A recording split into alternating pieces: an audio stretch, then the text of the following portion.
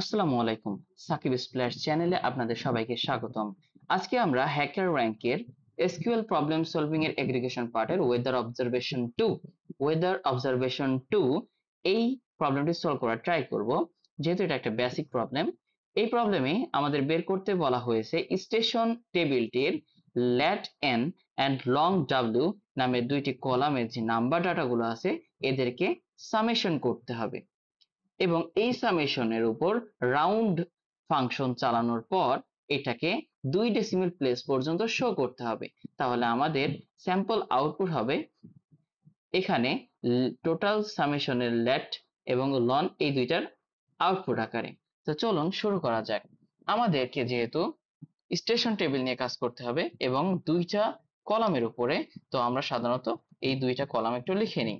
আমরা late N নিয়ে কাজ করব এবং লং ডাব্লিউ নিয়ে কাজ করব। কোথা থেকে? ফ্রম স্টেশন টেবিল থেকে। তো এটা যদি আমরা রান করি তাহলে আমরা এই দুইটা কলামের ভ্যালুগুলো দেখতে পারবো, কিন্তু আমাদেরকে তো সাম করতে হবে। আমাদের কি করতে হবে?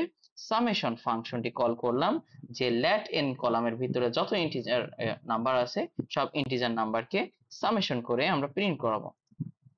সামেশন করে আমরা প্রিন্ট করাবো। সো আমরা যদি সামেশন করি শুধুমাত্র, তাহলে দেখা যায় কি হয়। যেহেতু আমাদেরকে বলা হয়েছে রাউন্ডেড করার কথা, তাহলে এটা রং অ্যান্সার দেখাবে।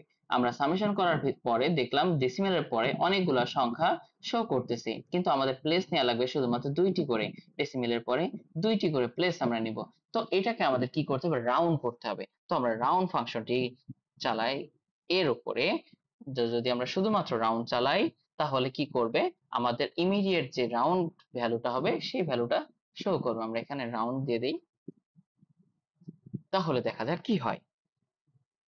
যে কোনো প্রবলেমকে আমরা যদি এইভাবে ভেঙে ভেঙে চেষ্টা করি তাহলে আমরা বুঝতে সুবিধা হবে আমাদের। আমরা সহজেই এসকিউএল প্রবলেম গুলো বুঝতে পারবো যে কোনটার কারণে কেমন আউটপুট আসতেছে।